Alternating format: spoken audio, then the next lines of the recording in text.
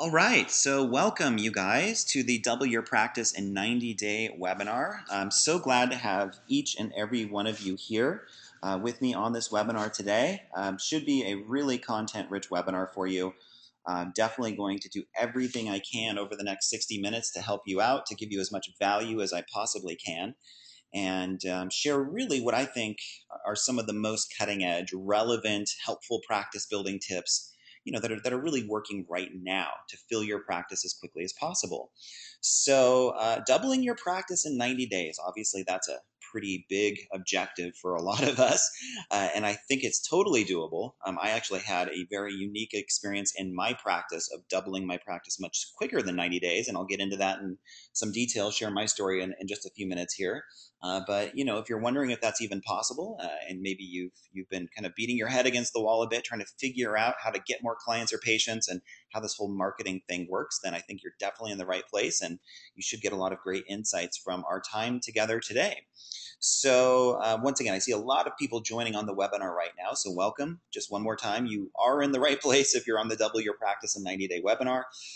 And it's great to have you guys here. We have people from all over the world registered and joining me today. So great to see the community and just people taking their practice building and their marketing, their business seriously. I love seeing that. So thank you for carving time out of your schedule. And let's go ahead and dive in, guys. So the way that this process is generally going to work is I have about a 60-minute presentation.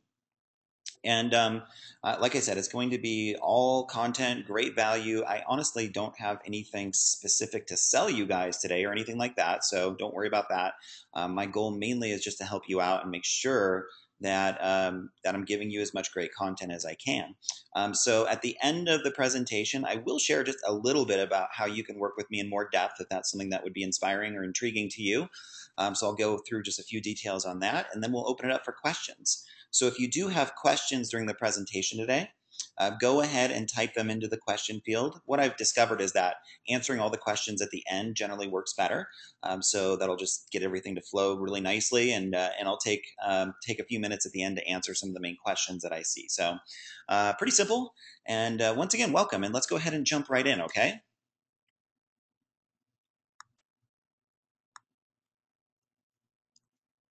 So let me give you a quick overview of what you're going to learn in this webinar today.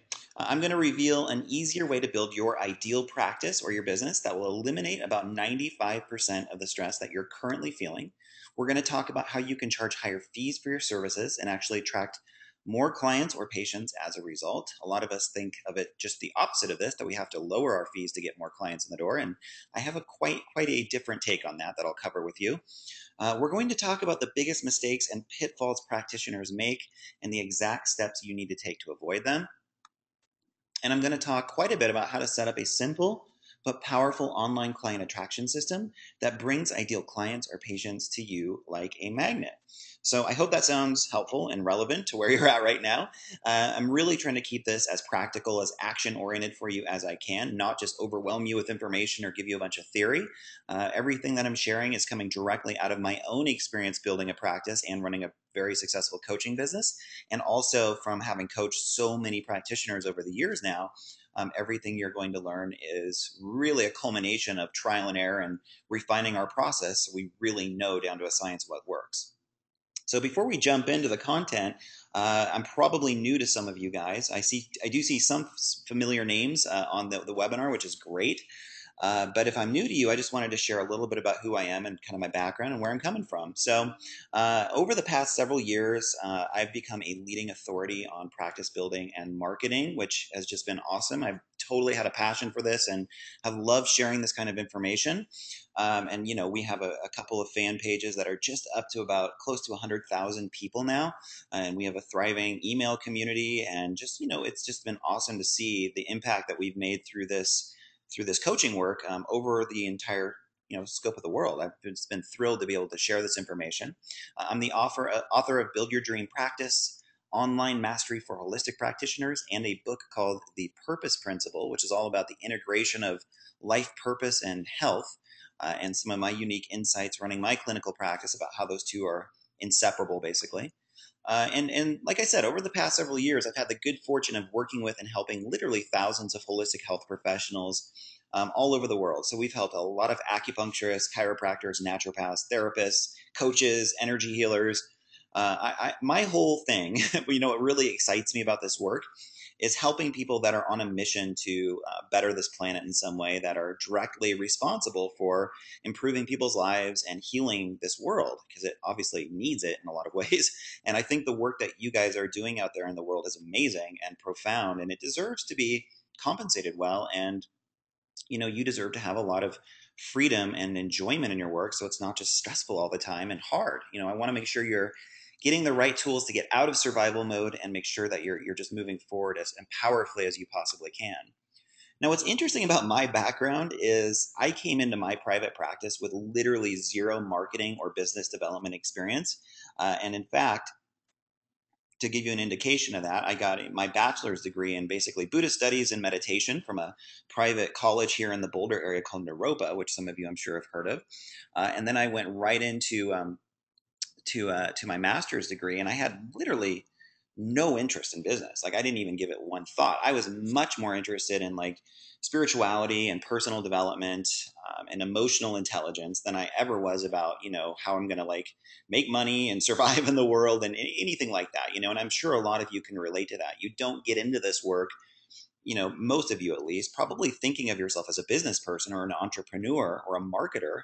You're more thinking of yourself as a healer, as a clinician, as somebody that wants to make a profound and genuine impact in the world.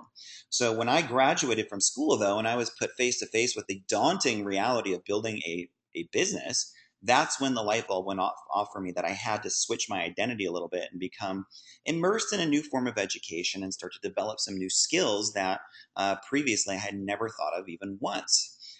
So what's unique about my experience as a coach is that it really is a fusion of the inner work and the outer systems that you want, and it honestly is very rare. I haven't seen that in many coaching programs or from various consultants out there. It tends to be very mechanical and very kind of very, very strategic, but there's not a lot of focus on mindset training and on doing the inner work to make sure that everything's flowing the way that it should. So I've been able to take a lot of my background in Eastern spirituality and Buddhism and mindfulness training and bring that more into the marketing world, into the entrepreneurial realm. And that's where my passion lies, is that kind of sweet spot between the two. That's where I get really excited by this kind of work. I live in Boulder, Colorado with my wife, Carrie. She's awesome. She helps me a lot in my work, and she's a life coach and a yoga teacher. And my two kids, Juniper and Ezra. And in my spare time, I love playing tennis. That is my passion. It's definitely what gets me out of my head and into my body, and helps me to kind of counterbalance the work that I do. So that's my drug of choice, so to speak. But mostly what I wanted to share is that I'm deeply passionate about helping you. I really want to make sure that you are getting the right knowledge, skills, and systems in place to take yourself out of that survival mode, to transcend struggle, and to really fulfill your potential and your purpose in the work that you're doing. So if that's why you've joined me, awesome. You're in the right place, and what you're going to get in this webinar should be very, very helpful. Okay.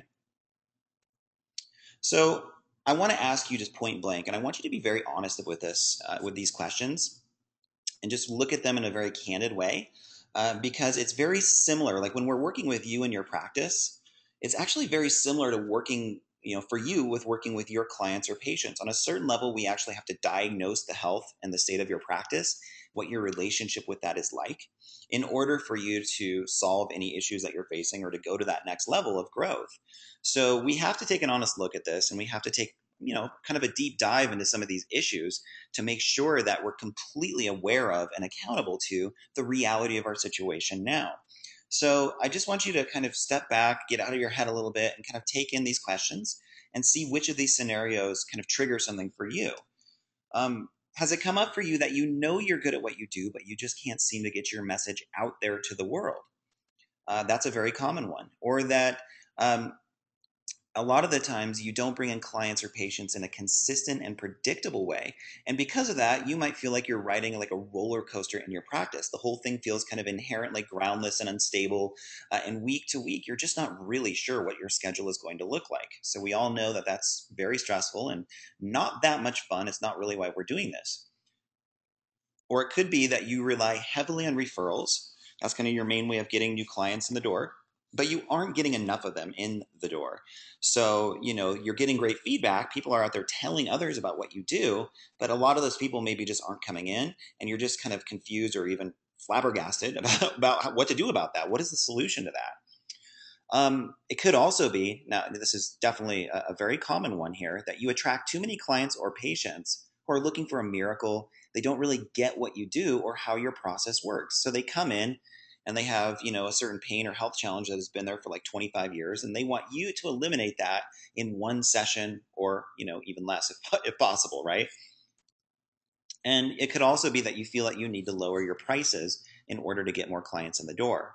So we have a lot of scenarios that can generate frustration in business. And we all know the kind of challenges inherent in choosing this path in life because we aren't given a stable paycheck. We don't have external stability, right? It's totally up to us and our innate resources to make all this work. So there are many challenges that we can face in the midst of that, and there are many risks that we have to incur and that we have to be willing to face. So my goal for you is to make sure that the reward, the potential reward, the payoff, it at least matches, but ideally is far greater than the risks that you're incurring.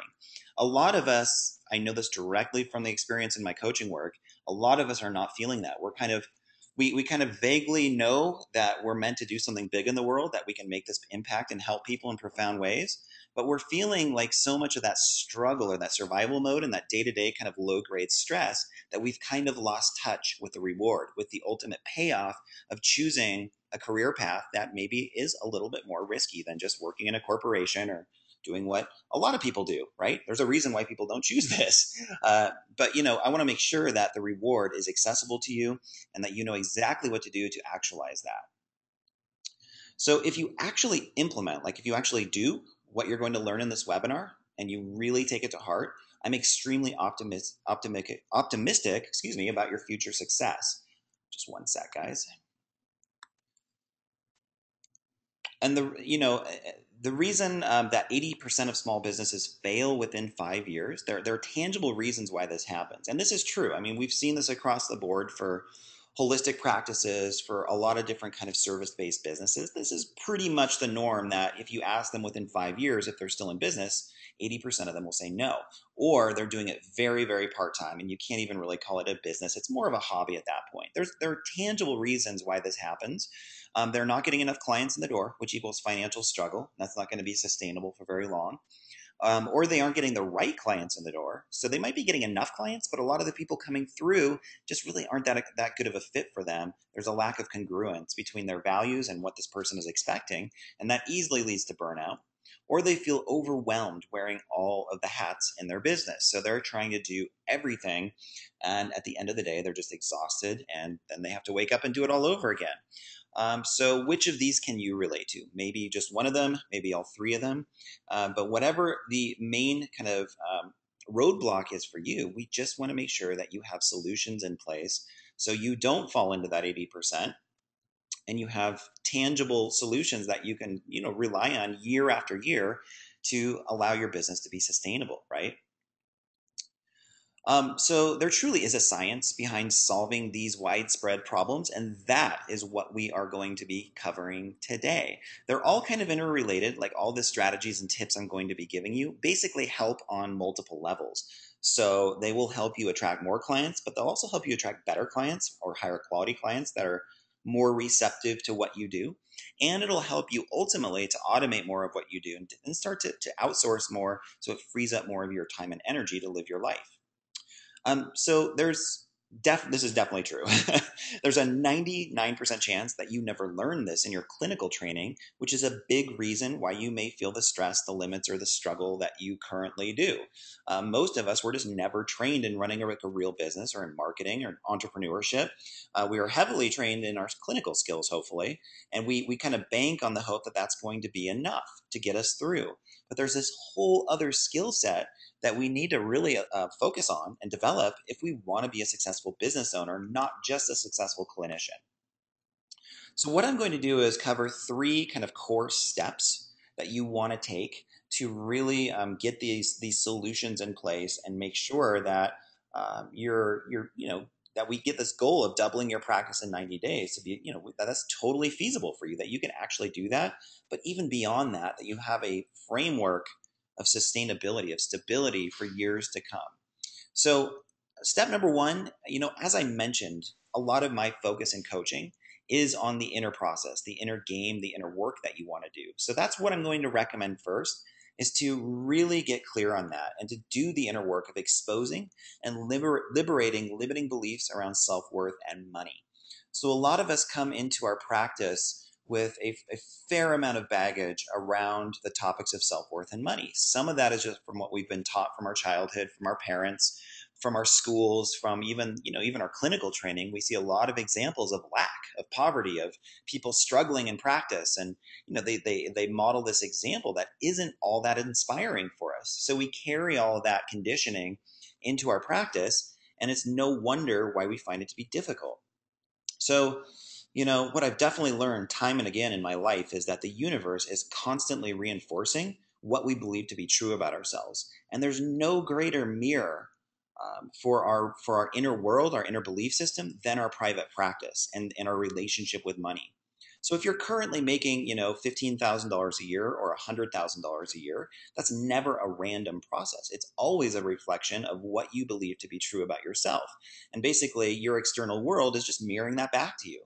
So this is why this is so important, because you can do all the right things from an external perspective, all the right marketing strategies, embark on all these new ways, these new approaches, get out there and use Facebook in this new exciting way, or Twitter, or whatever it is.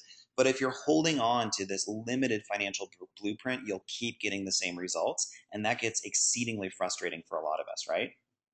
So let me ask you this. Have you bought into some of these storylines? Do you find yourself vocalizing this, expressing this into your outer world on a regular basis?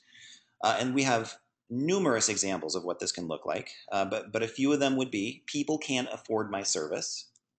I shouldn't expect to do what I love and get paid really well for it. That's greedy. Now, it's interesting. I just did a consult with somebody yesterday who said, I didn't. People don't get into this line of work to become rich. And I was like, yeah, that's absolutely true. But there was a tone of, I shouldn't expect to make any money doing this. I didn't get into this to make money. I got into this work to help people. Now, if you go into business basically denying the importance of money, the value of making a good amount of money, you're not going to be in business for very long. And that's not being selfish or greedy. That's just being true and mature and responsible, right? So this part of my work as a coach sometimes is to have a very kind of direct reality check with somebody about this and get them to see the value of not only struggling and surviving and just getting by, but what would it look like for you to actually prosper, to actually have financial freedom in the work that you do, and to really work towards this ideal of doing what you love and getting paid exceptionally well for it. Since not enough clients are coming in, that means I'm not that skilled on a clinical level. How many of you guys have bought into that one before, where you really start to doubt your abilities to even do this work because the phone isn't ringing and things just aren't flowing the way that you want? So this is also very, very common. And it's tragic sometimes, because I've actually seen practitioners give up entirely on their business because they buy into this limiting belief that they're just not that talented at what they do. But the problem isn't their clinical skill set. The problem is that they have a deficient marketing skill. They don't think like an entrepreneur, and they just assume that by being good, but that they should be good at what they do, and that will bring enough people in the door. And that's generally not the case. Or, I have to take insurance in order to survive. There's no other way. We have lots of examples here, right? Money is the root of all evil. If only it weren't for money, then I would love what I do. It'd be fantastic. I would have no stress if it weren't for the money piece, right? Or, gosh, we could go on and on about this, but I think you get the idea that there are certain kind of tribal core beliefs we form around money and our own self-worth that directly determine our level of financial success and our level of business success. There's a direct link between the two, always. It's never random. So what I want you to spend some time on this coming week is getting exceptionally clear on which storylines are running your mind, and be very, very honest about that. Don't allow yourself to sabotage this process or to skirt over it, to distract yourself, because this is the basis of everything. Like I said, you can take all of these practical steps to build your business, which I'm happy to share with you. But if these limiting stories, these damaging beliefs are running the show and they're kind of lingering around in your subconscious mind, it's not going to work. It's going to lead to self-sabotage, right? And I've seen it time and again. And like I said, it's tragic when that happens because it's somebody that doesn't get to fulfill their purpose then. They don't get to fulfill their mission on this planet because of these damaging beliefs. They're that important. They're that powerful. So I truly believe that awareness is about 80% of the process here, that we don't oftentimes even have to necessarily do anything with these beliefs. Because a lot of us get caught up in the technicalities of like, well, what do I do with it? How do I make it go away?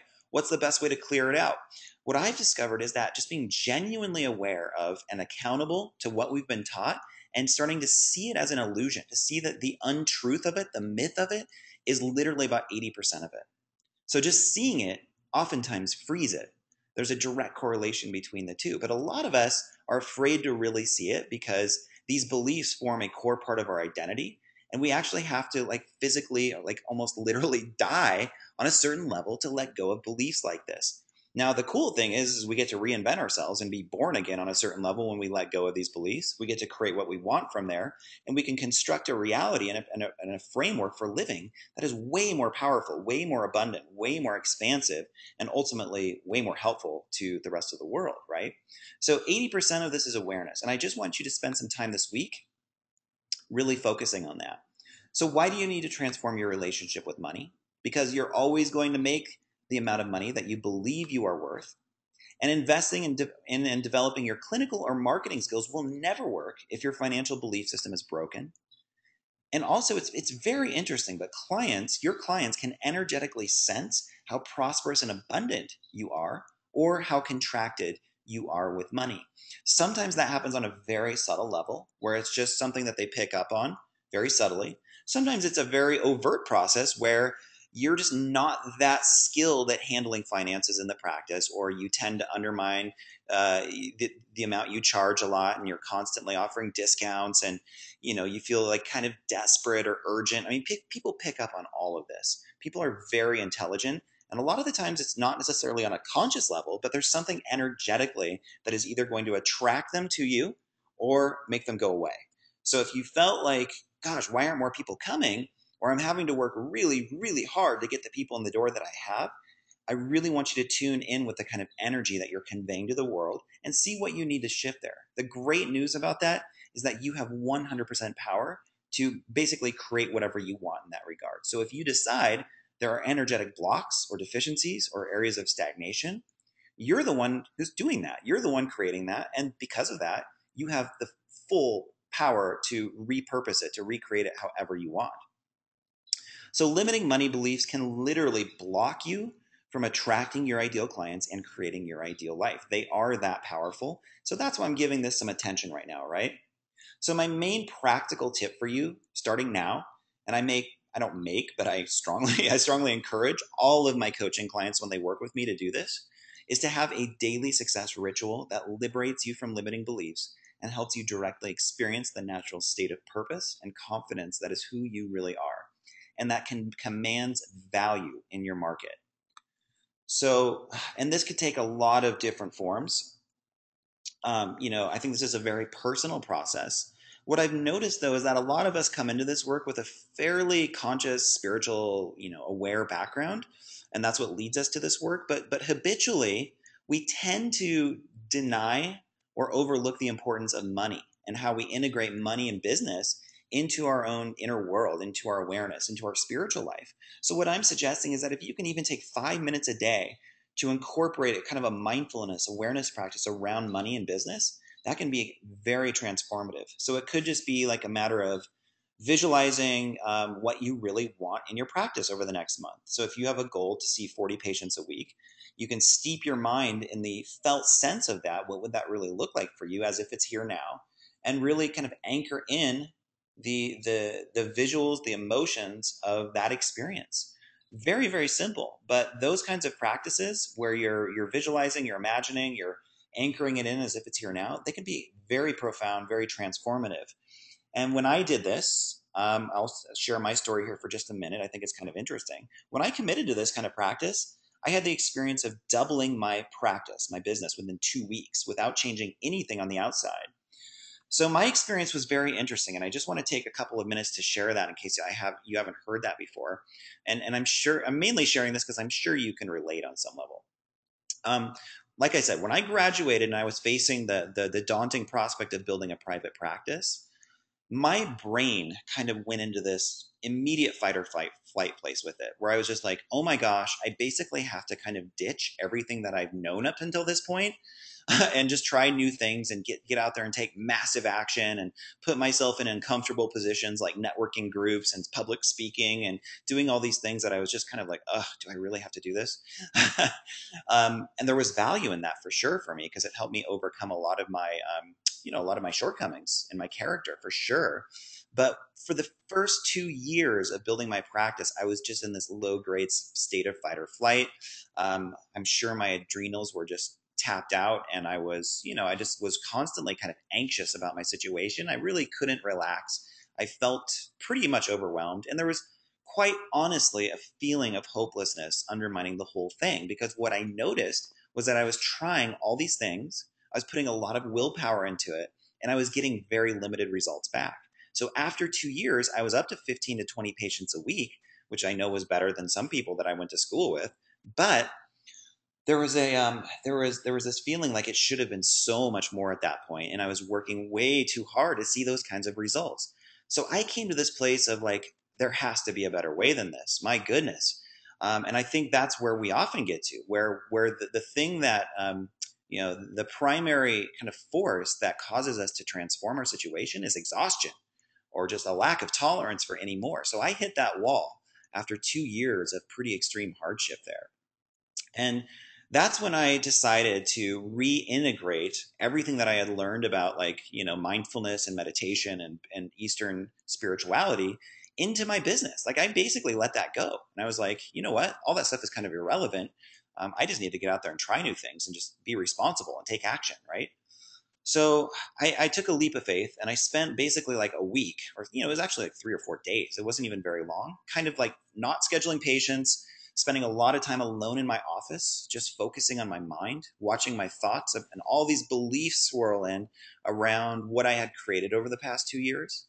And that was not easy to do because it took a lot of courage and a lot of honesty to even see that at that point, because my mind was not really working for me. It was more working against me. But I sat with it, I felt it, I developed some space around it, and then I started to consciously create in my mind what I really wanted. I started to invoke that. I started to feel it, and as if it was here with me now, and intentionally surrendered a lot of what was holding me back, just in my own mind. And I just did that for a few days. I just kind of intuitively sensed that was the right thing to do, and didn't really expect much out of it. Wasn't attached to any sort of outcome. But then, mysteriously and in a very uncanny sense, over the next 2 weeks, my phone started ringing off the hook, and I wasn't even doing anything different on the outside. Like, I was still doing all the same marketing or lack of marketing, whatever I was doing. But all of a sudden, my phone started ringing, and I got all these great patients in the door that were all like a great fit for what I offered. And I went from seeing 15 to 20 patients just without trying anything new aside from just working with my mind, all the way up to 35, 40 patients a week.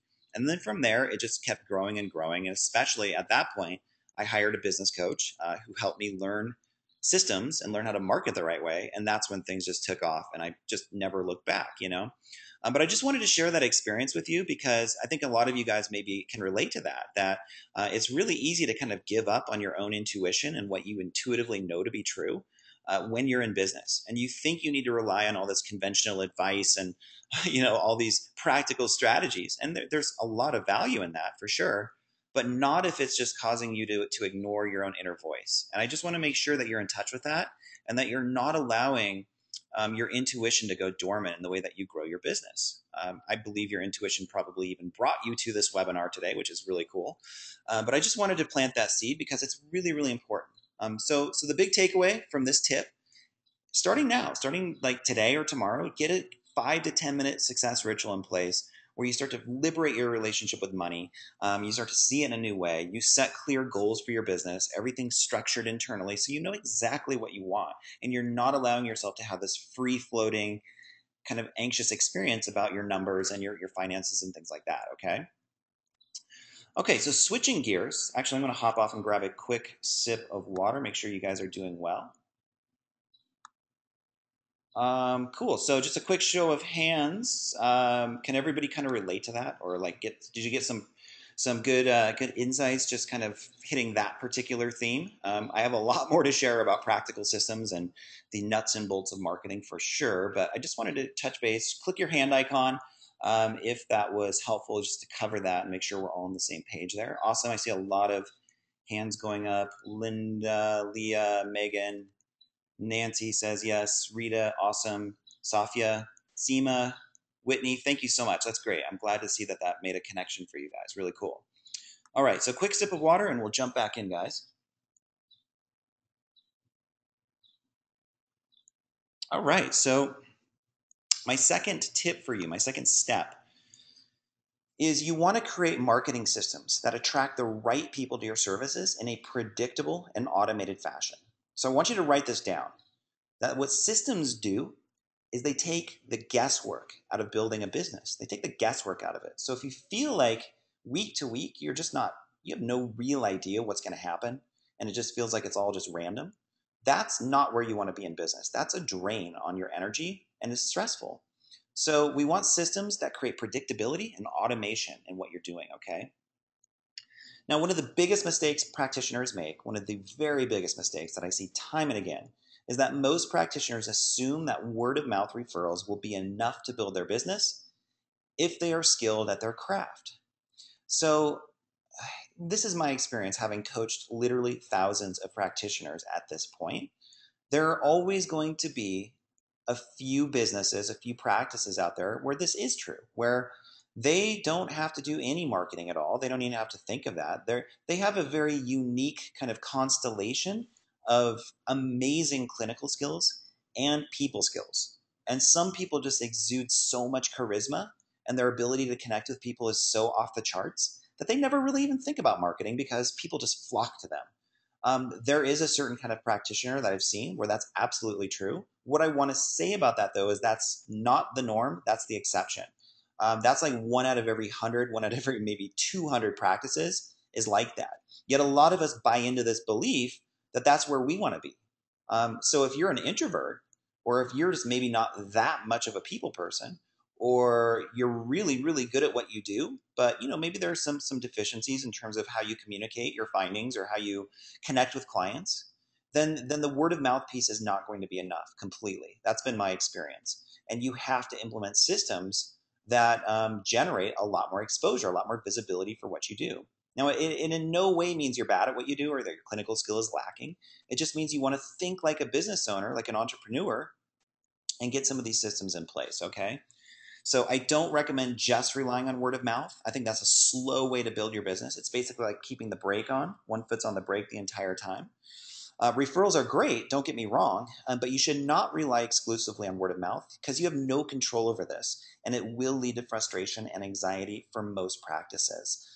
You want to have control over your marketing. And when referrals come in, it's more or less like icing on the cake. It's great, it's fantastic, you want them, but you shouldn't rely on them exclusively because you have no idea on any given day how many you're going to get, even if you're really great at what you do. So I'm sure that's where some of you are at right now, where you're like, okay, referrals are awesome. I'm glad when they come in, but what else? What else is there? Because that just feels inherently unstable. So, what marketing systems do is give you peace of mind as a business owner. And very few of us have this in our business, like genuine core peace of mind, where we can go to bed at night and not have to worry about our business or our numbers or like, oh my gosh, how am I going to fill my schedule the next week or month? And we're just at peace with what we do. We have a life outside of our business where it's fulfilling and our business serves our lifestyle instead of the other way around. That's what marketing does for you if it's done correctly. It creates predictability and automation in the way that you set up your business, all right? So before we discuss your marketing systems, we need to make sure that you have the right foundation. And there are really two pieces to this. Actually, there are three. We just covered one, which is your mindset and making sure that your energy, your energetic framework is much more expansive than contractive and that you're putting out an attractive magnetic energy to your environment, not one that is desperate or that is based on excuses or victimization, right? So the next piece of that is to know exactly who your ideal client is. Because what we want to do is market to this person and to this person only. So if you've never done this exercise, this week I want you to do this, where you're going to write down in as much detail who this person is that you most want to work with. Who is the person that is most receptive to what you have to offer? And if you think it's everybody, like anybody with a pulse should just come in and see you, I encourage you to go deeper than that, because you have a unique set of attributes, of personality characteristics, and of qualities that make you you, that make you very exceptional and totally unique. So in a sense, there's no real competition for what you do if you're clear on this, right? Because nobody can actually do what you do. And for the right client, that person will never get served in the same way from anybody else but you. So who is this person? And I encourage you to write down their name, give them a name. Like I call this a client avatar, where you actually personalize this exercise. So give them a name. What's their sex? Are they male or female? What's their age? Are they married? Do they have kids? What's their household income? What do they do for a living? Write down all the kind of typical demographics, right? Like get very clear on these things. But even more so, where you want to spend the most time on this is answering the question, what are the main pains and challenges that this person is coming to me with? That's number one. The second one is, how is this person relating to these pains and challenges? What is their emotional relationship? What meaning are they imparting to this? Okay, so that's a loaded question right there, because somebody can have a a very um, uh, empowered, proactive, solution-oriented stance with their pain or their challenges, or they can just be bound up in victimization. They're not ready to change it. They're just looking for a magic bullet. They really don't even want to change when it comes down to it. So we have people on all sides of the spectrum there, right? So just get very clear on who this person is in your practice and who you want to serve. And the third part of that is, what do they expect from you? What do they expect from you? Are you only there to just magically make their pain go away or to make their discomfort go away in life? And for some of you, that could very well be. That's all you really care about, is just annihilating their pain. But for a lot of you guys, it's going to go a lot deeper than that. It's going to be a lot more holistic and a lot more broad. And it's just going to be profound what you want to offer people. It's like there's probably an immediate reduction of symptoms of discomfort. But underneath that, it's kind of like this process of peeling off layers of an onion, right? Where you keep peeling until you get to these core levels that are based on their beliefs and the link between what they believe to be true and what they're complaining about in their life, what they're suffering with. So how far do you want to go into that onion and peeling away the layers for that person? What do they expect of you? What are they investing in? Okay, so get very clear on that. Because then what you want to do is structure all of your marketing to speak to that person and that person alone. And if other people aren't a good fit for that, if that's not what they want, that's fine. You want to get good at turning away business and getting so good at the marketing piece that you can really be selective with who you work with. That comes with time and it comes with skill development. So the next step that you're going to want to take is to structure your website to speak to this person in a way that builds goodwill, conveys value, and enables you to stay in touch with them indefinitely. So when you learn how to attract your ideal client to your website, when they hit that site, they should feel like it's basically written for them. It's designed for them. Everything they see there is like, holy crap, this person's like, they know me. They get where I'm at. They can empathize with my pain. They understand exactly the nature of my situation. They have solutions that look like I can trust them, that look credible.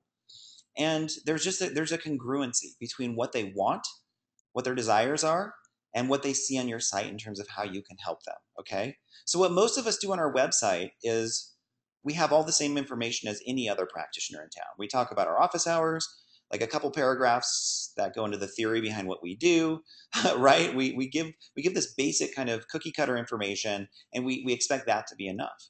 The way that I teach marketing is it's much more structured than that. It's much more specific than that. And it's really meant to attract people who are an ideal fit for what you offer, okay? So that's a big conversation. And what we're going to do is spend just a couple of minutes, because of time restraints here, going through some tips here on setting up your website in this way. So what I want to make sure of is that you have elements on your website that maximize the conversion. So when you're driving traffic to that website, which is basically what I want you doing, your website's doing all the heavy lifting for you. It's selling on your behalf 24/7, and it's doing a fantastic job of positioning you as an expert, of getting people to trust you, and really of automating a lot of this process. So you're not having to do a ton of the heavy lifting and spending a lot of time, convincing people or educating them even. You want your website to do all of this in an automated fashion. So there are lots of elements that go into making this successful. But some of the most important ones are, first of all, the design, the look and feel of your site. I truly believe, having reviewed literally hundreds of websites, that you want a site that's highly professional, it's easy to navigate, and it has high-end graphics. So when people come to that site, they're left with the impression that you're the Mercedes in your industry. You're not like the Hyundai, right? You're not like a cookie cutter who does the same thing as everybody else. There's something unique. There's something compelling that they get hit with both energetically and practically in the way that you convey your information and structure your site. So the whole approach should be very professional, and it should position you as an expert. I really believe that any website in this day and age should have lead generation. So when people come to your website, a lot of what this is another big mistake people make in their marketing. Huge mistake, and I want you to write this down, especially if this is new to you. What they do is they assume that just hearing about you and seeing some basic information on your website or your business card or your brochure is going to be enough for them to want to call you. 9 times out of 10, maybe 8 times out of 9, that's actually not true. People need multiple points of contact to really feel safe doing business with you. So if you expect them to just go see an ad in the paper, or they see you on your website, they did a Google search, and boom, they're going to pick up the phone and call you like right away, you're going to be in for kind of a rude surprise there, because most people won't do that. That's just buying psychology 101. So what lead generation does is it creates this intermediary step where you can build a relationship with people new to your work, build trust, goodwill, share a lot of value. So it warms them up to the idea over time of working with you. And it just basically tips the odds in your favor that they're going to pick you and choose you over anybody else in your area. So I'm going to get off the PowerPoint here and just show you a quick example of that so you understand how that works. But basically, this entails setting up an opt-in form on your website with a free information product that you give away, that positions you as an expert, that educates them, and that builds a lot of trust and value for them, okay? So we'll show you an example of that here in a minute. Social media integration. So I think having some basic integration with Facebook and maybe Twitter or Pinterest is a great idea on your site, because a lot of what social media does is it warms people up to your message. It breaks the ice. If they're new to you, well, instead of just being forced to pick up the phone and call and take a big risk because they have no idea if this is going to work or help them, now what they can do is like your Facebook fan page, hop over to Facebook, check out a few of your posts, and be really wowed by some of your content there and think like, wow, they're really delivering a lot of great stuff here for free. I wonder what I get if I actually pay or invest in their services, right? So you want to position yourself on social media in a way that warms people up very naturally to working with you, that overcomes their fears, their skepticism, their lack of trust, which is exceedingly common, right? So that's a lot of what Facebook should do and other forms of social media, is break the ice and get people acquainted with you in a way that they could not otherwise. And then benefit-oriented copy. So we want to make sure that the text, the writing on your website, is set up in a way that speaks directly to the pains and challenges of your prospective client and shows them exactly how you can help them. What most of us do, like I said, is kind of the opposite approach, where we talk about ourselves. We say, welcome to my practice. Here's how my modality works. Here are our office hours. Here's what we do. It's all about you, right? So you want to make sure that your website, especially your homepage, is all about them. It's all about them and how you can help them. So this is, for a lot of you guys, this is going to be a great practical exercise to do over the next week, is to rewrite your homepage. And that's a very important step to take, because when people hit that homepage, you have about 5 seconds to convince them that they should stay on your site and keep learning. And if it's all about you, that's not going to convince them of much. So instead of saying, here's how awesome we are, here's how great our services are, here are all the amazing features of our business. Instead, we empathize with their pain. We show them, hey, we totally understand where you're at. We get it. We've treated lots of people like you. And here are some of the solutions we offer. Here's how we can help you. Totally different kind of conversation, right? So like I said, there are many elements that go into an effective website. These happen to be four of the biggies, though. Four of the main ones that I see are really important. So just one second here. What I'm going to do is just hop off real quick and show you a website that our company did, that my web designer Rachel did, that has a lot of these main elements on it. So this is drgrodsky.com. He's a naturopath, and he's done really, really well with this site. And so I'm just going to scroll down briefly because we don't have a ton of time to go into this. But if you want to model a successful site, you know, a lot of the sites we build for practitioners generally are working very, very well. So you can see here that the first thing is the high-end look and feel. So the graphics are colorful, they catch your eye, they definitely demand attention. There's a nice headshot of him right on the homepage there. There's a video, that's another element that works really well. And as we scroll down, you can see that he has his Facebook fan page box integrated into the site, so people can like his fan page right from his website. They don't have to be in Facebook, so that's a really nice tip. And then he also has up here at the top all the social media icons, so you can follow him on all of these social sites. That's really, really good. And then we have the opt-in form. So that's right here where somebody can come to the site, leave their name and email address, and in exchange, they're going to get this free book on naturopathic medicine. So these are ebooks that we actually wrote. I wrote one on acupuncture. One of my coaching clients, a naturopath, wrote one on naturopathic medicine. And then we had another one of my clients write one on chiropractic care. So we have 3 in place right now where you can actually co-author them and create 1 to 5 pages of your own content that we put into the book for you. And that you can use for your marketing. It's for your front end, like lead generation and education, which is a really cool resource because, yeah, when you have an ebook like this, it totally positions you as an expert. People will be really blown away that you have that level of authority and that you've written an actual ebook on your subject. So he gives away the ebook in exchange for contact information, and now he can stay in touch with this person through email marketing indefinitely. And that's all permission-based marketing. It's 100% legal, ethical, all that good stuff.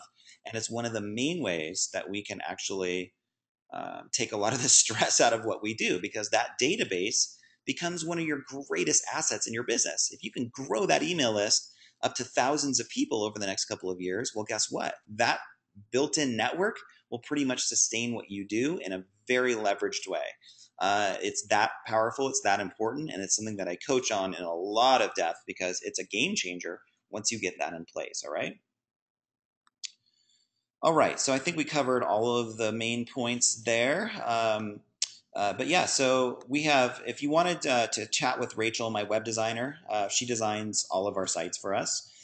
You can go to dreampracticewebsites.com and just click on this contact tab here. If you wanted to do like a 15-20 minute consult with her for free, she's happy to do that, answer all your questions, even give you a few tips on your website, give it a quick analysis to see how it's doing, that kind of thing. So Rachel's an awesome resource. She's been really, really great, and people love working with her. She's super professional and responsive, all that good stuff. So dreampracticewebsites.com if you want to check that out, all right? All right, cool, guys. Well, let me just take another quick water break here, and we'll just keep moving forward. I have a lot more I need to share about this.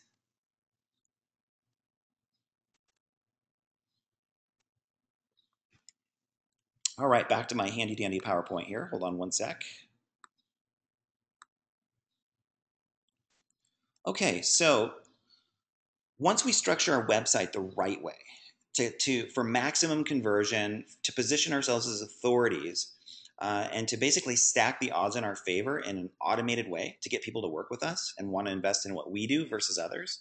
Once that's all set up the right way, then it's a matter of getting a lot of external exposure for our website. So we call this traffic generation, right? So my marketing strategy, my main approach is to help you drive as much traffic to your website as possible. Now, a lot of practitioners have one of two problems. They're getting enough traffic to their site, or they're getting a fair amount, but they're sending traffic to a website that is set up poorly. And the conversion is going to be very bad because it doesn't do anything to make that person want to work with them. They're not positioned as an expert. There's no real urgency being conveyed. The copy isn't benefit oriented, things like that, right? So that's one of the big problems a lot of us have on our sites. The other big problem is we may have a really nice site and it's set up really well, but we're not driving nearly enough traffic to the site. We just don't know how to do it. A lot of us, and this is another huge mistake, FYI, that I see being made. A lot of us get a website designed, we invest some money in it, and then we keep our fingers crossed that it's going to build our practice in a magical, effortless way. Now, believe it or not, 7, 8 years ago, that used to actually happen quite a bit, where you could just throw up a website, do some basic search engine optimization on it, and boom, you're ranking high on Google for all of your main keywords and people are calling you and it's fantastic. Well, now in just about all markets, things have really changed. It's a lot more competitive. People see the value of SEO and taking their website seriously. So it's a lot harder to do that. And you really need to be more proactive about your website and have a plan in place to generate as much traffic as you can. So you don't just want to sit back passively and keep your fingers crossed that your website builds your practice. It generally won't happen. So our marketing approach and the way that I teach all of this stuff is that everything centers around your website. It's the epicenter around which you want to build your practice. So whatever marketing strategy you're using, doesn't matter what it is, you want to send people back to your site and let your website do the heavy lifting for you, position you as an expert, educate them, and tip the odds in your favor that they're going to want to work with you. So with that said, with your website in the middle here of this diagram, I want to go through a few of the main marketing strategies that, through a lot of trial and error, we've seen are proven to work very, very well. And let's just start with that. So the first one we all know of is referrals. So most of us don't think of sending referrals back to our website though. And I'm going to get into that in a little bit of depth here. Because that can be really, really helpful.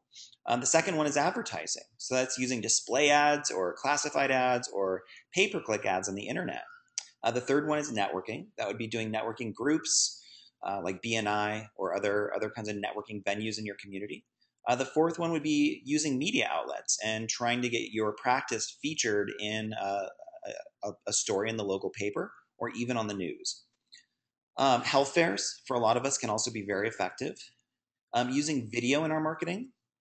So creating short videos that we post on Facebook and on YouTube to get more, that are search engine optimized, that get to the top of Google. That can be very effective. And video is just a great way to position yourself as an expert, be innovative, and do something different.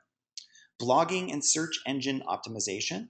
So I coach a lot on blogging. It's a great strategy. But there's a lot of misunderstanding about it and how to use it effectively. We don't have time to get into all that now, but blogging, especially from a search engine optimization perspective, is great. It can work really, really well, and it's not that hard to rank for local keywords with your blog. Using social media as a general marketing strategy, so using Facebook and Twitter and LinkedIn and all of these great sites is also something that's very relevant and almost necessary in this day and age, almost mandatory.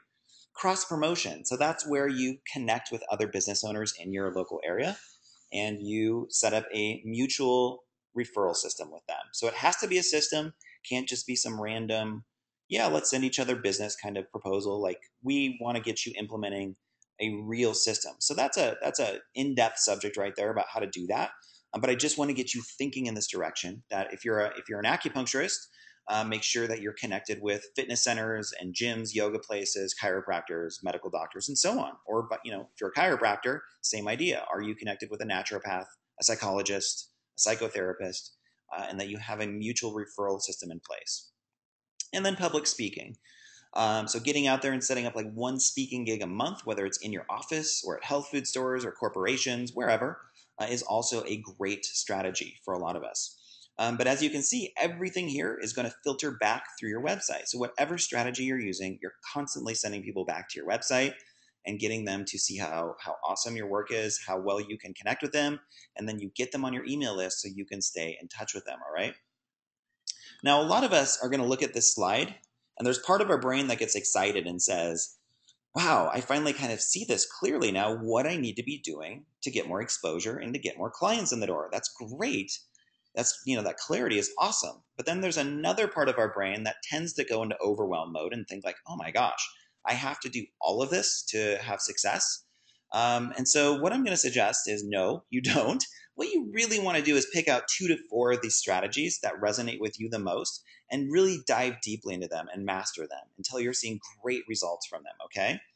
Now, in particular, what I've found is that referrals and advertising are the 2 best ways to build your ideal practice. Why? Because they're the most automated, they leverage your time the most, they're the least time intensive, and they can get you the fastest results, I think, okay? So let's talk about advertising for just a minute, and then we're actually going to spend a little time talking about referrals. The rest of these subjects, blogging and SEO and things like that, they're going to take me another few hours, and I don't want to do that to you. I promise. I promise to get you off of this in 90 minutes or so. So yeah, but those are huge subjects that I do a lot of coaching on, and but for our purposes today, I want to cover kind of the lowest hanging fruit, and I think referrals and advertising are a great place to put your energy. Okay. For advertising, as a general rule of thumb, I believe that 5 to 10% of your gross income should be reinvested back into advertising your business. So if you don't have an advertising budget yet, I highly recommend that you consider this. And if you've never run paid ads doing any sort of strategy with that, now is a great time to start. Just one sec, guys.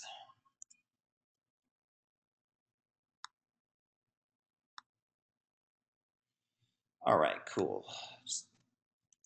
So I recommend my favorite. There are lots of ways to advertise: display ads, classified ads, newspaper ads, and so on. I recommend Facebook ads. I think that's the best place to start for a variety of reasons. With Facebook advertising, you have total control, so you can scale it up over time. With a lot of display ads, it's going to cost you somewhere in the neighborhood of $1,500 to $5,000 to get started, which is inherently risky. You have no idea what that ad is going to do, how it's going to convert. And that could easily lead to just throwing that money down the drain. You just don't know.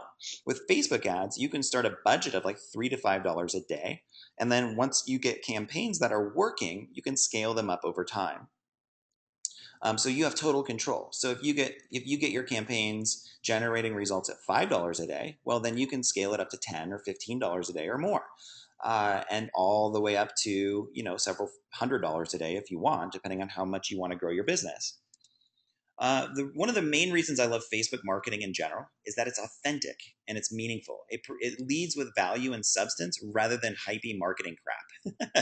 So we all feel the same way about this. Anytime we feel like we're being sold to, or like there's this overt kind of energy of like the hard sell or anything like that, a lot of us just immediately shut down, and we don't want that.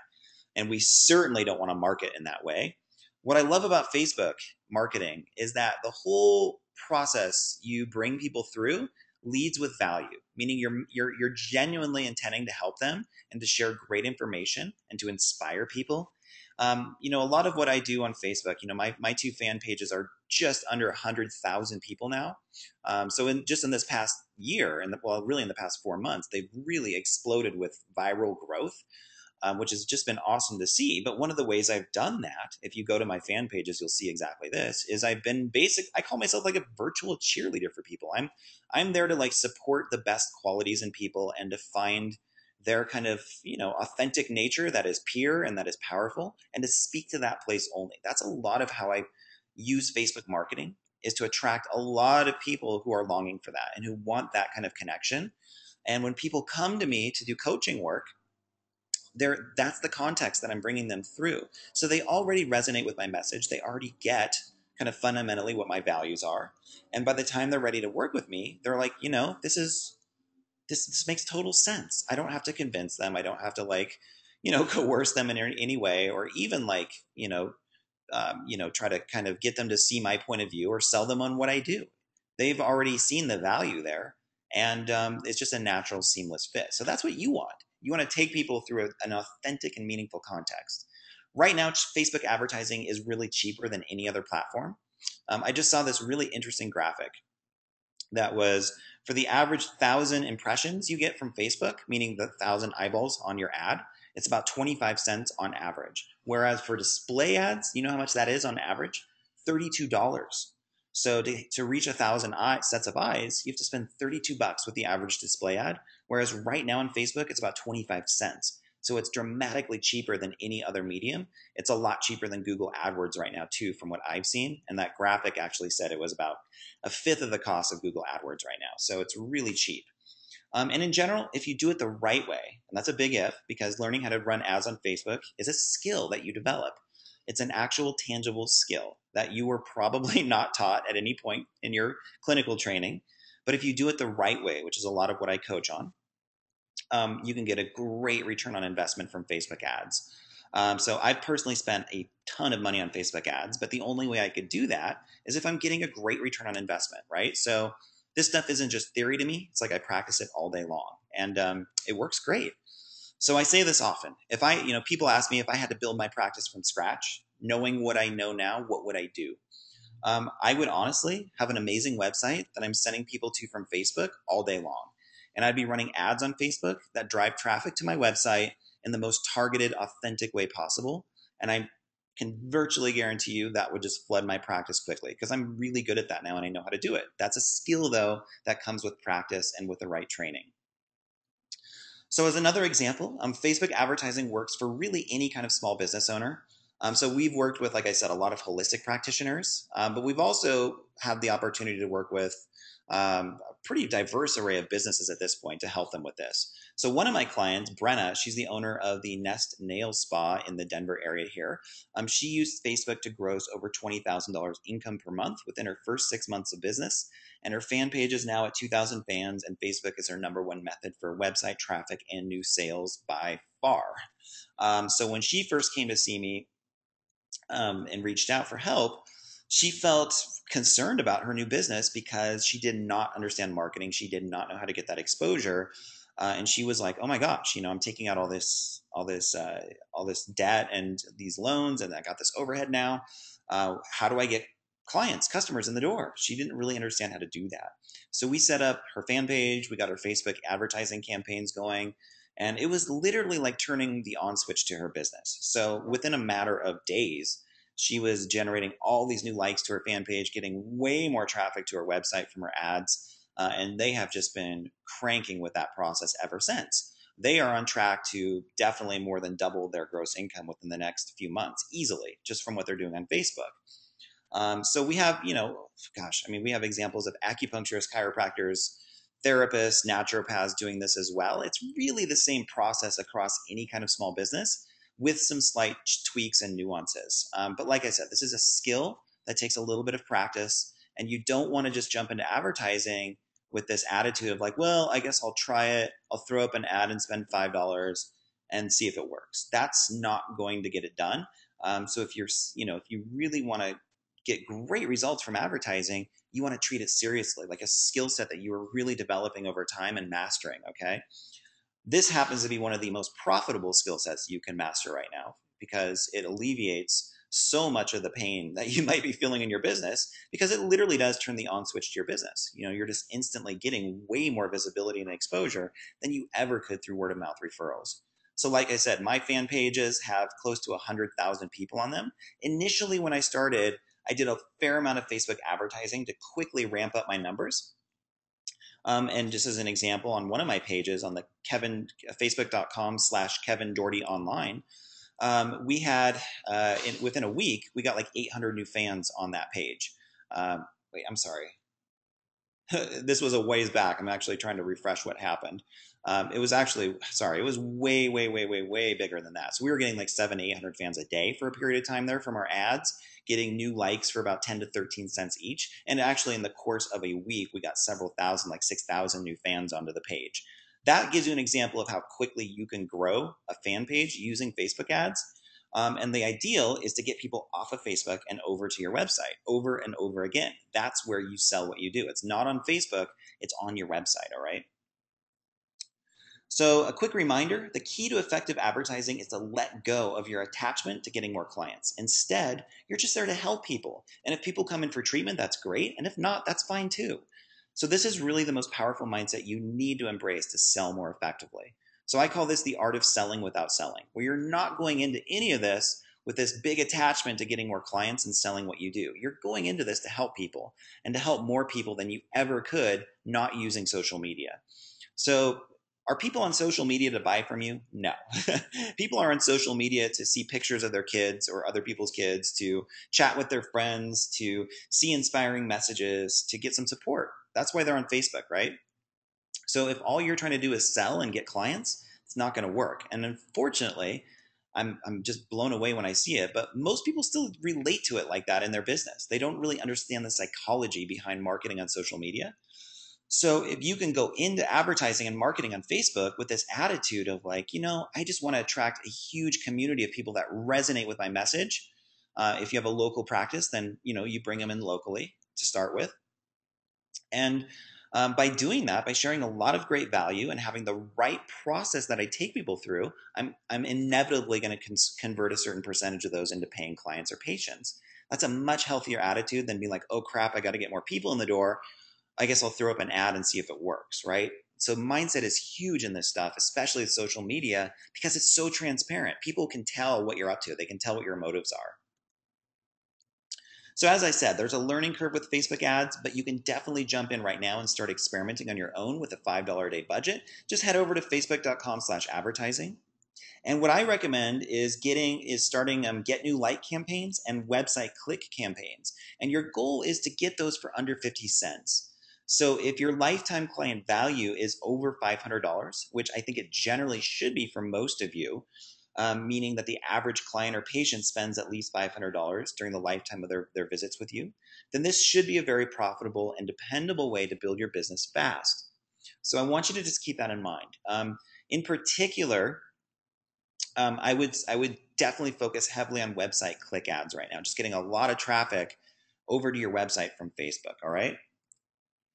So, and you also want to make sure, this is also a big mistake people make when they run ads, is that you want to make sure that you have an automated way to follow up with prospective clients with any form of advertising that you use. So you don't want to just send people to a website that doesn't have the ability to capture their contact information, because you're going to lose most of those people. They're going to visit your site. They're going to see like, oh, this sounds interesting, dot, dot, dot. And then they're going to leave. Their dog's going to bark. Their kid's going to cry. Their phone's going to ring, and they're going to get distracted, and they're going to leave your site and kind of forget about it. That's very common. Whereas if you can capture their contact information and build a relationship with that person on autopilot, that's what makes the advertising infinitely more effective. So what I want to do, just really quickly, wow, we're already at 68 minutes in, but I'm going to keep rolling, and hopefully everybody's doing great with this.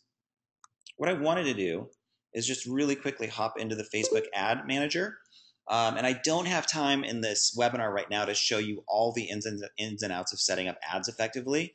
But what I do want to do is inspire you and show you how awesome the targeting is within Facebook for really any kind of business. It's really pretty astounding what you can do with this kind of targeting.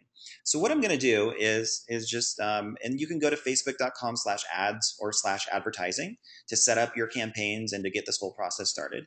But like I said, definitely learn the skill set of doing this. This is a big thing that I coach on right now. And it is, in my opinion, quite literally $1 million skill set if you know how to do it the right way. So what I'm going to do is just spend some time in the audience section here.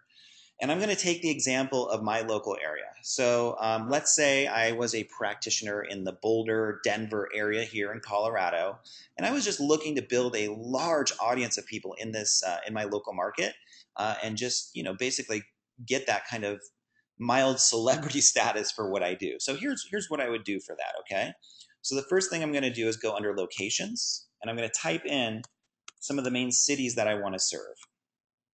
So I'll type in Denver.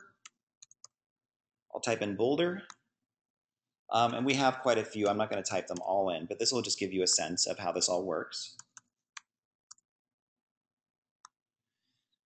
Broomfield. So let's just start with that. So we have Boulder, Broomfield, Denver, Erie, and Longmont. Those are all cities or towns within a 25-mile radius pretty much of my office. And I'm just going to target ads to people in the local area here. Okay, so I've designated that. That's already a really good start. Now what I'm going to do is go down to age, and I'm going to say I only want my ads showing for people that are between the ages of 25 and 55. Sorry about that.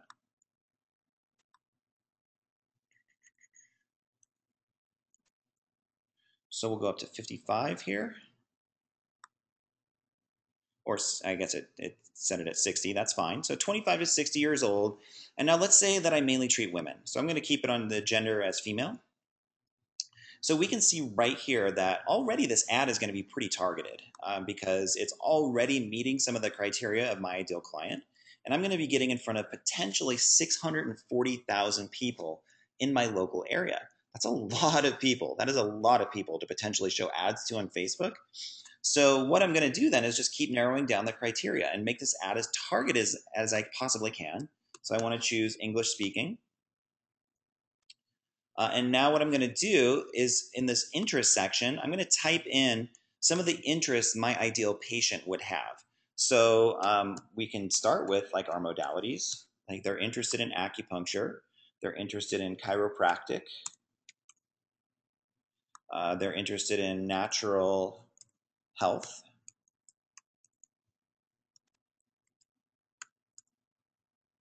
Natural health. They're interested in yoga. Meditation, and let's say Whole Foods. Whole Foods Market. Okay, so now we can see that our ad is going to be targeting women within a 25-mile radius of my office between the ages of 25 and 60 who have expressed an interest in acupuncture, chiropractic, natural health, whole foods, meditation, and yoga. You really can't get much more targeted than that. And if you compare that to running some random display ad, man, I would much rather spend $5,000 on ads like this than that. So this is way more targeted. And you can see here that this ad is going to reach potentially 168,000 people, just depending on how I set up my budget, right? So what's very interesting is Facebook is constantly updating their filters here, and now they've just rolled out like buying behaviors. So you can actually, and I'm not going to go into detail on this right now because it's just too much. It's going to take me a little too long, and I want to make sure that we're just moving forward effectively here for you guys, efficiently. But you can target based on their income, so you can really focus your ads on people that just make a certain amount of money on Facebook, which is crazy. Or like people that just moved to the area, people that just had a baby, people that are expecting. Really, you can get very creative with the way that you structure these ads, so they're super targeted. They're really targeting people that are a perfect fit for what you have to offer. So that's just a little bit about targeting. And then setting up ads for those people in the right way is a big subject that I coach a lot on. And then, kind of taking them through this whole process, this whole funnel that we drive them through is a big subject as well.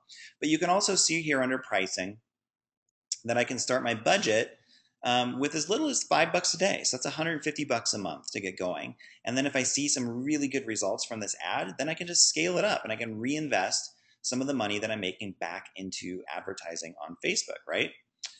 So yeah, there's a lot more that I could say about this because it's a huge subject and it's an important one. It's a really powerful business strategy right now. But I just wanted to make sure you were aware of that. And, you can certainly get in there and start playing around with your own campaigns for $5 a day and just seeing how it goes. That's definitely something that you can do. Cool. So let's go back to the webinar. I'm going to grab a quick sip here and we'll just keep rocking, guys.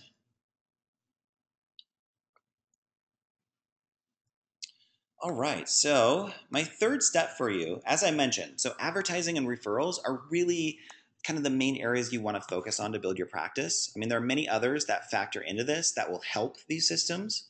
But in terms of where you're at right now and simplifying things, I really want to make sure that you have some things in place here that you can start moving on, all right? So step number 3 is implementing a word of mouth referral system. So let's talk a little bit about how you get more referrals in your practice. Now, what most of us do is either nothing. So we just kind of get good results and we think that patients will just refer if they want to refer.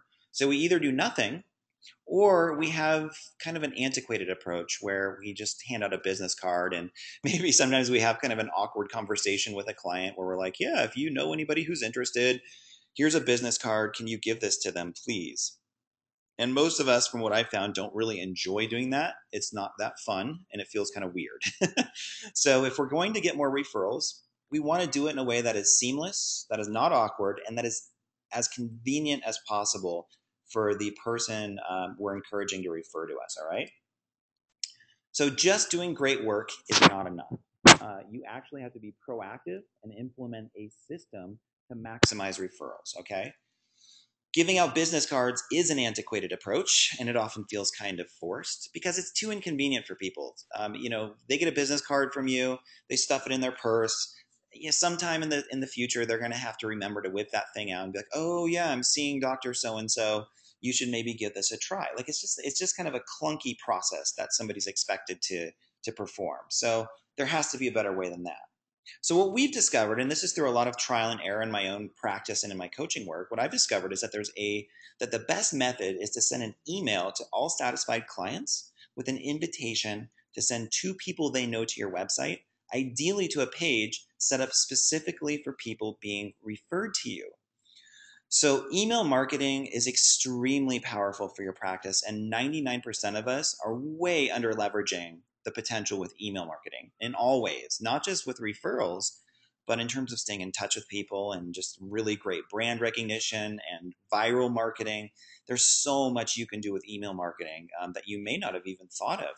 But one of the best things you can do is send people that like these are people that they love your work. They've raved about you. They come out of the treatment room and they're like, "Oh my gosh, I feel so much better. Thank you so much. This has been awesome."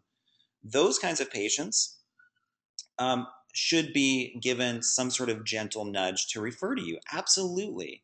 So it's human nature to want to spread goodwill. So if you've benefited them, they're going to have some built-in drive a lot of the time to help you out and to share what you do with others, but they have to do it in a way that feels convenient and not awkward for them either.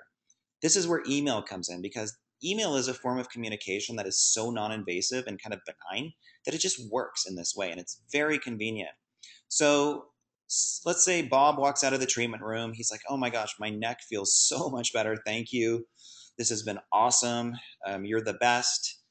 You would just say to Bob in that moment, like, "Hey, I'm so glad you've benefited from my work. That's fantastic. So good to hear." And then you can either have a script in place that you would say, "Hey, Bob, when you get home, you're going to see an email message from me there. If you wouldn't mind just checking that out, let me know if you have any questions." And Bob's going to be like, "Oh, cool, fine." Or you can just send Bob the email. You don't even have to say that. So when Bob gets home, he's going to have an email waiting for him from you, basically praising him for being an awesome patient, praising him for committing to the treatment process and for getting the great results that he has. And then you're basically saying, "We love working with people like you so much, and what we found is that that our ideal patients, their friends and family are often the next best fit for us. They're the ones who are most likely to also be ideal patients and get profound benefit from what we offer. So, hey, Bob, if you wouldn't mind, can you take a minute to forward this website link to a couple people you know right now who could benefit from what we do?" And then all Bob has to do is either copy and paste that link or forward another email message from you with a link in it. That's very, very simple to two people. And they're going to click on that link. And it should be a link to your website that is specifically designed to maximize referrals. So in marketing, one of the things I want you to keep in mind is that specificity rules. So if everything is set up generically, like, everything's just really general kind of for everybody, that's generally not going to work very well. So if you're trying to get more referrals, you want to have a specific process you take people through to maximize that opportunity. So what would that look like? So Bob sends his wife and a coworker to a page on your website, and on that page, it's going to basically speak directly to that person being referred. It's going to say, "Hey, welcome. You've probably been referred by one of our awesome patients or clients. We're super excited to get to know you and to possibly work with you. Here's a little bit about us and our practice and what we do." And so, shooting like a short video on that is really the ideal. So they get to connect with you and hear your voice. And then, so it's just really warm and welcoming. And then on that video or in the text there, you'd have a little kind of incentive for them to take action now. So, hey, for people that have been referred to us, we always like to reward those folks by giving them $25 off, $15 off their very first session with us, or a free consult if you don't want to discount your services, that's fine. So if you schedule within the next 3 days, just by calling us at this number or clicking this link to schedule online, we're going to reward that by giving you a little limited time offer. So that's works really well. So you give them that nice call to action there. And then on that page as well, you can have a couple really powerful testimonials. You can have your email opt-in form, and you want to get that person on your email list so you can stay in touch with them. You want to invite them to your fan page so they can come over and check out all of your awesome posts on Facebook. So having all of these really cool elements in place maximizes the chance of this person taking action now rather than waiting or thinking like, oh yeah, that sounds great, glad Bob's doing so well, I'll think about that, and I'll talk with my wife and see if my dog thinks it's a good idea to try treatment with you. These are the things we hear way too much, right? So it's your job as a marketer for your business to like maximize this opportunity now, create a little bit of urgency, show some social proof about what others think of your work, get them over to social media to break the ice with you a little bit and to share some really great content with them there. Those are all powerful forces that make them much more interested in picking up the phone and calling you now. So it's all specific to their needs and where they're coming from, to the context that they're coming from, right? So that should give you enough to get started with that. This process of implementing this referral system tends to be somewhat customized for every practitioner, just depending on who they are and how this is going to work best for their unique practice. So, that's something that I do a lot of coaching work on because it's a super important thing to have in place. And it's great because it removes the awkwardness for you of having to ask, which is really nice. And it's way more convenient for your patient or client to send somebody to you through email and just sharing a link rather than the clunky business card method, right? So it's a win-win. So I hope that makes sense. It's a kind of more innovative strategy that I came up with, and it works really, really well. We've seen a lot of great results with that. So cool, guys. Hold on just one sec. Let me grab one more quick sip of water. So hopefully everybody's doing great, and we still have an awesome turnout for the webinar. It looks like just about everybody has been with me so far, that's always a good sign. It means you guys are somewhat engaged in what I'm saying here, so that's really cool. All right, great. So just a couple of more slides, and then I'm going to basically open it up for some questions, but I have some other really important things to go through here.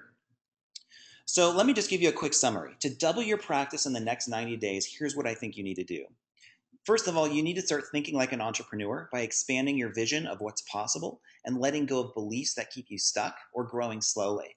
To get to that place where you're exploding your business in 90 days, there's an inherent need to get out of your comfort zone and to try new things, to test new things like advertising or new marketing strategies.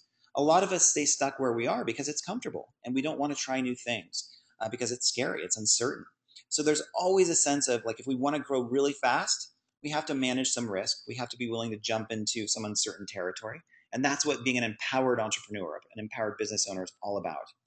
You want to structure your website to generate leads and convey authority. So like I said, that website should be the basis of everything you're doing to build your practice. It should educate people. It should convey authority.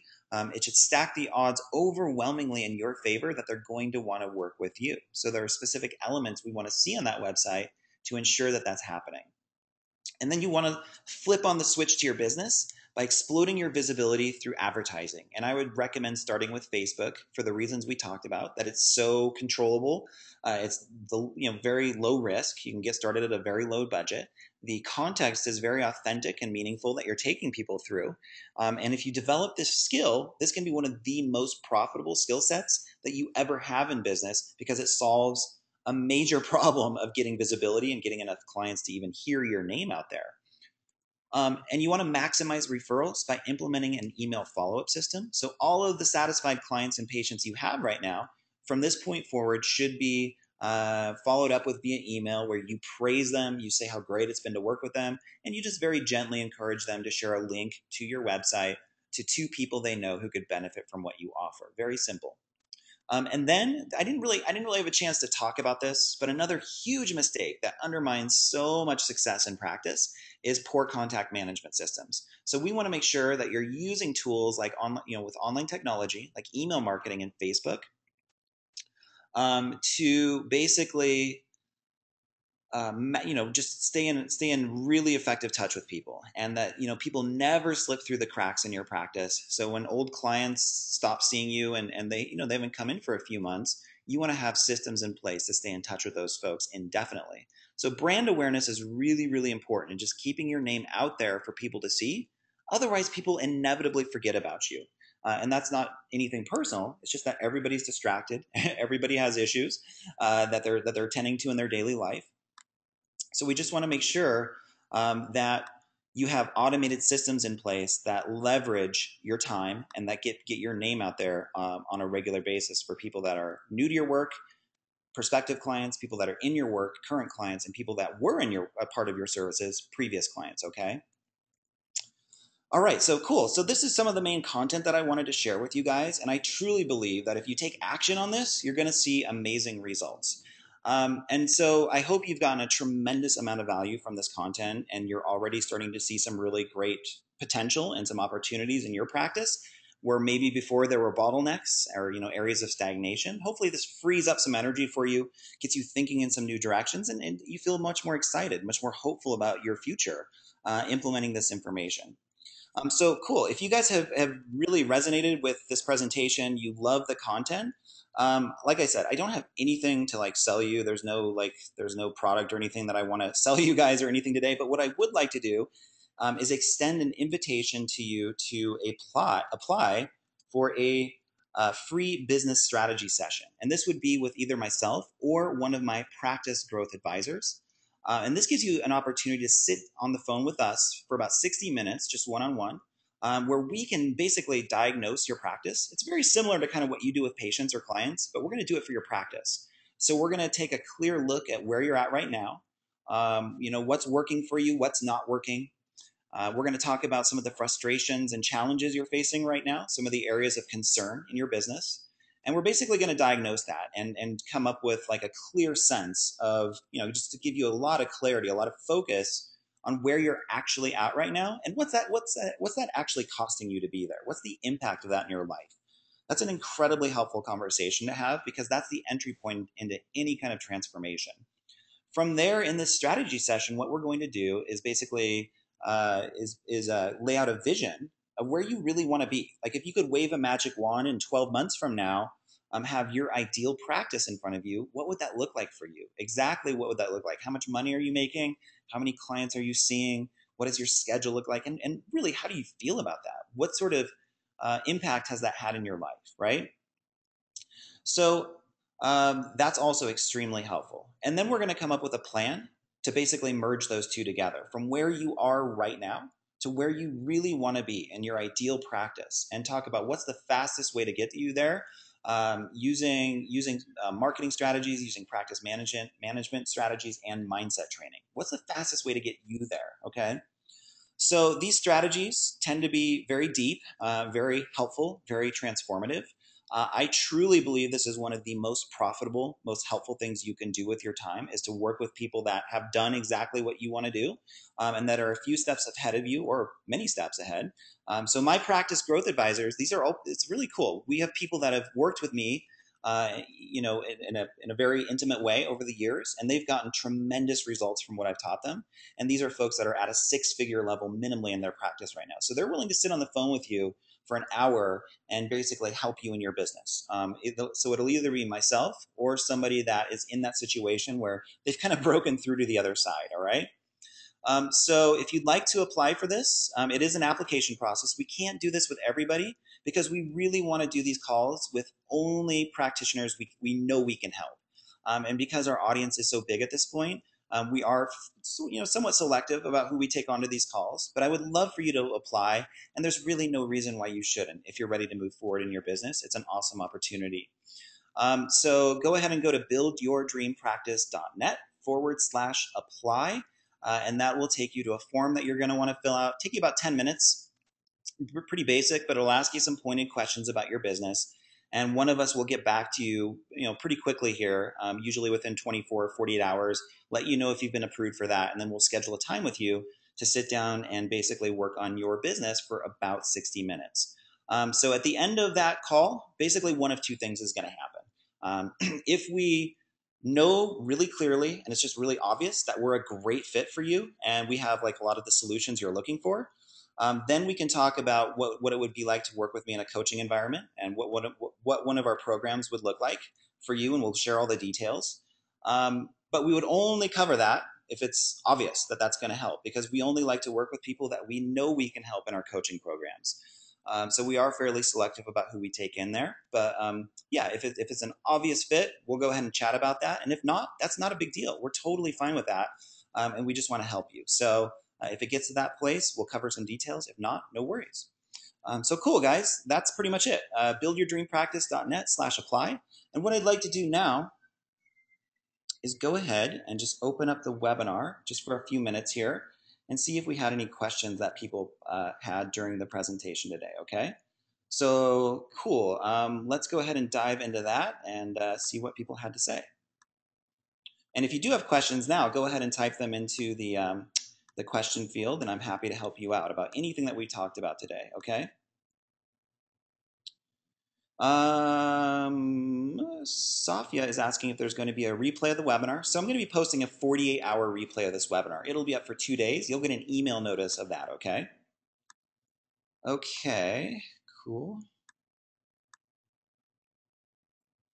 Richard is asking, good question, Richard. How does Facebook figure out how your $5 is spent? Is it a certain number of clicks?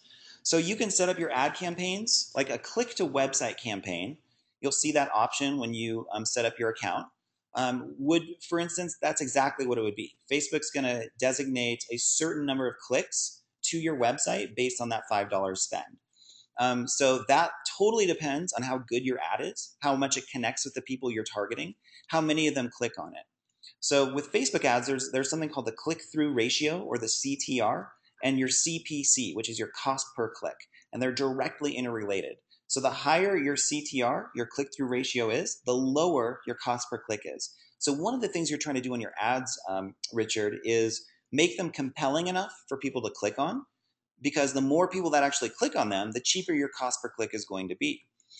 So that's one of the main ways that Facebook determines this. They have an algorithm basically in their ads that says exactly how much you're going to spend per click based on how many people are engaged with your ad. Okay, so that's why the ad copy, the images you use, and who you're targeting are very, very important, because all of that measures up to whether it's going to be successful. And your goal is to keep your cost per click as low as you can. Like Brenna, for example, in the Nest Nail Spa example, she's getting clicks to her website for around 15 to 20 cents, which is outstanding. And that's very, very profitable. But anywhere, like I said, under 50 cents as a general baseline is a great place to start. Now, there are other advertising campaigns you can run, like Get More Like campaigns, where you're just trying to get fans for your fan page. And Facebook is going to spend that money based on if you're based. So there are two ways you can set that up. It's cost per impression. So if 1,000 people see that ad, then you spend like a dollar, whatever it was, 25 cents, 50 cents. So even if nobody clicks, you're still going to spend that money just by showing the ad. The other way is if people actually click on the like button and like your fan page. So you can spend a certain amount per like to get new likes to your page. And I also recommend trying to get new likes for under 50 cents if you can. So in a nutshell, that's the answer to your question. Let me know if that makes sense. Heather's asking, I personally don't like the idea of discounting services to encourage people to sign up. I've run into problems with this and the mentality it breeds. Do you have any other ideas you have tried for a call to action on the referral webpage that would not involve a monetary incentive? Yeah, it's a really good question. I mean, I generally feel the same way, and it totally depends on your personal psychology and your story about discounting, because it can actually be coming from a total place of abundance too. The problem is that most of us kind of habitually do it because we think we have to in order to succeed. And then it's coming from a more contracted, fear-based place. And that's generally where we run into a lot of problems with it. So if we are going to do any discounting of services, we want to make sure we're very clear in our intention, in our mindset, and the energy we're putting into that, okay? But with that said, it does depend very much on where you're at right now in your level of development. So it's not something you entirely want to rule out, but it only fits into certain places, and not others. That's very true. The other call to action would be a free consult offer, where you would invite them into your office for like 15 to 20 minutes to do. You can structure that however you want. So it's a free holistic health assessment, or just you call it a free consult or whatever you want, where you can connect with them, build some rapport, and basically the odds of them becoming a patient, if they come into your office and have an interaction with you, go way, way up versus not doing that. So that would be my other option for you, okay? All right. Chris says, awesome stuff, Kevin. Thanks so much, Chris. I really appreciate that. Leah says, do you have any suggestions on defining your niche market for those of us who are just getting started? Great question, Leah. It's a big subject, and it's going to take me a little time to dissect that for you personally. It's a very personal subject, defining a niche that you want to serve. My first rule of thumb with that is I only recommend that you specialize if that's something that you're genuinely passionate about doing, not because you feel like you have to do it. So a lot of marketing consultants will say, oh, the only way to be successful is if you specialize, or it's just a lot easier. But then what happens is a lot of practitioners end up treating something that isn't really an innate passion of theirs. They're just doing it because it's like, oh, well, it's easier to get people with prostatitis in the door, because I have a specialty in that, right? So what I think works best if you're new to practice is to set yourself up as actually a more general practitioner, but make sure you're positioned as an expert and that you have content on your website that speaks to some of the top conditions that you want to treat. And there's a whole kind of process of getting that expert positioning in place.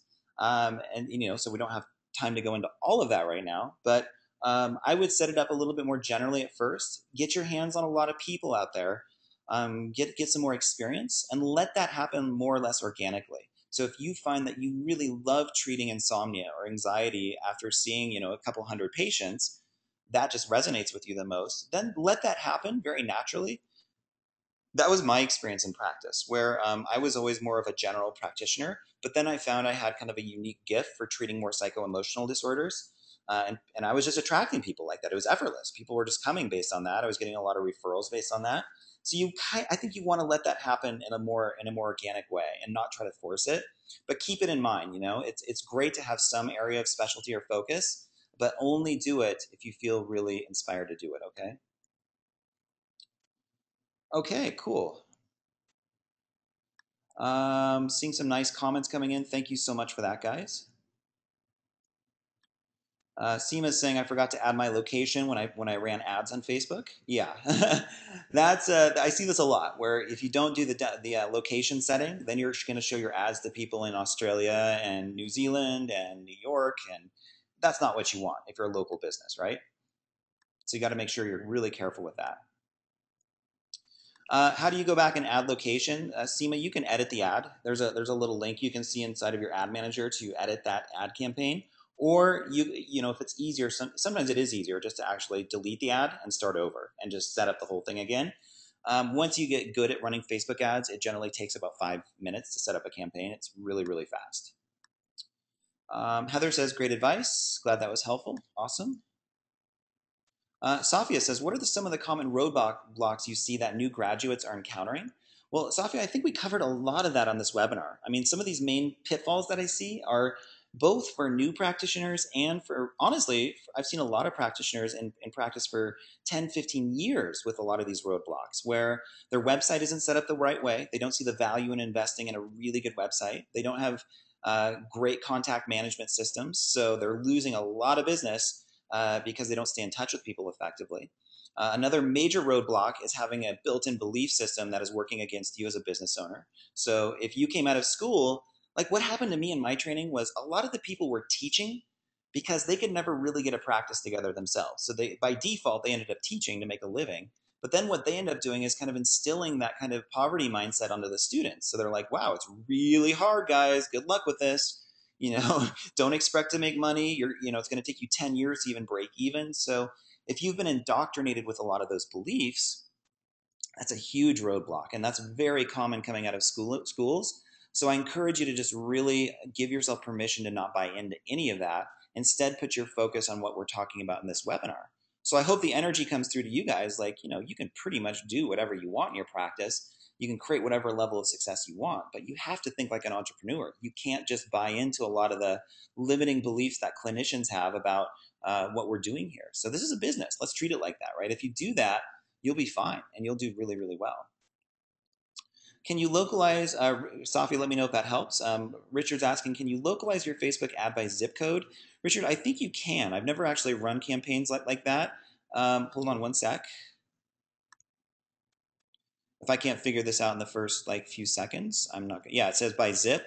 So yeah, you can type in 04. Yep, exactly. So whatever your zip code is, you can type it in accordingly. Okay, so absolutely you can do that. Okay, hold on. I see just a couple more questions, and then we'll wrap it up, guys. Whitney says, great webinar. This has been enormously helpful and inspiring. Awesome, Whitney. I'm just totally thrilled to hear that. If you want to do a strategy session with us, Whitney, we'd love to chat with you on the phone, and you can get a lot more support that way for sure. Daniel's asking, do I have suggestions for contact management systems? So I try to keep this very simple because this does get overwhelming. My two main suggestions, I'm going to type in one of them here. Hold on, guys.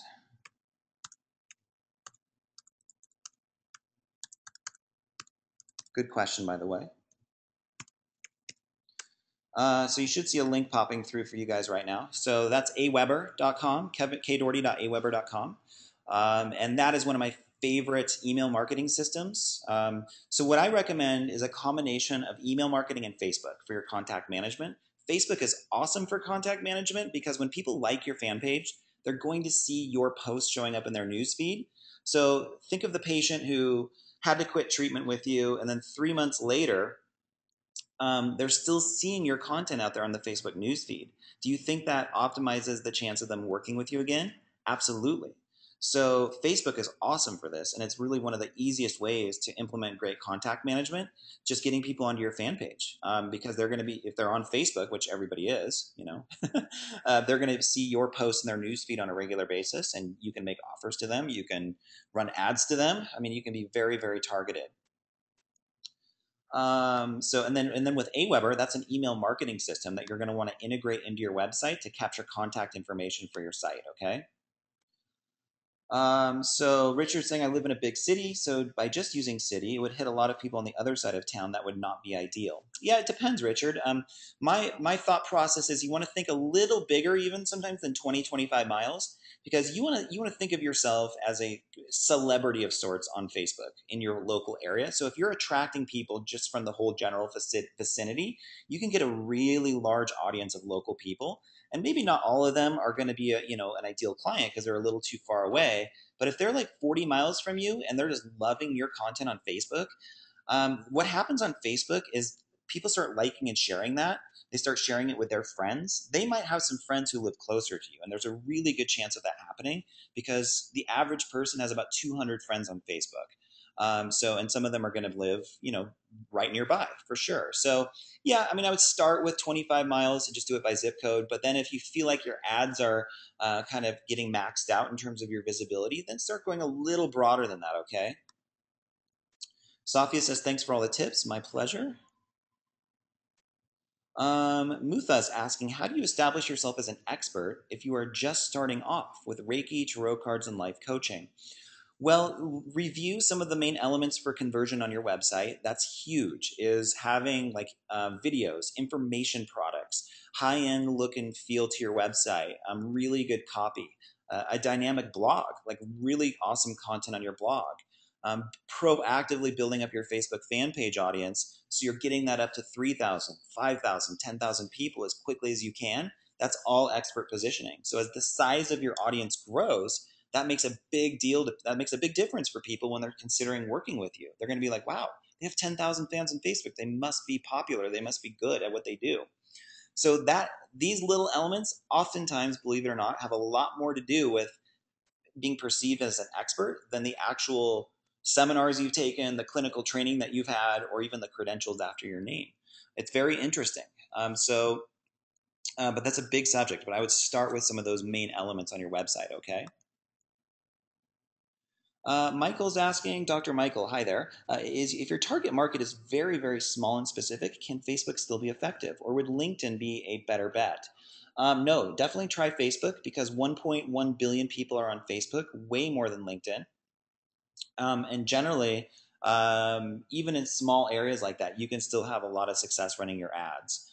And like I said to I think it was Richard above, you might want to expand a little bit beyond just your very local area to some of the the bigger population bases, even if they're a little further away. That's okay, because you want people in the whole general vicinity aware of your work and positioning yourself as more or less of a celebrity in that whole area. Okay, but sometimes if it's a really small area, you're going to want to combine that with other approaches like running Google AdWords, or sometimes if it's really small, setting up display ads offline can be very cheap because they just don't have the reach that they would in bigger markets. So you just want to come up with a system for advertising that works for you, that gets the results.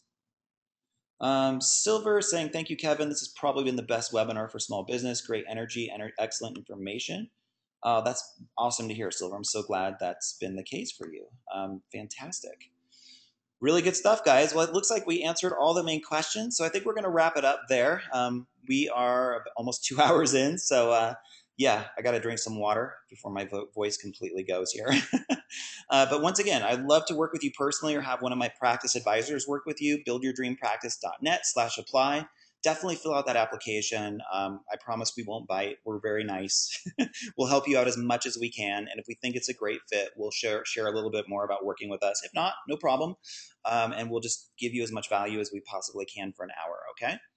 All right, that wraps it up, guys. Thank you again for joining me. I'm going to shoot out a few follow-up emails just so you're aware of everything we talked about and just informing you of any updates. So nice to have you as part of my community, and I really look forward to helping you in any way that I can.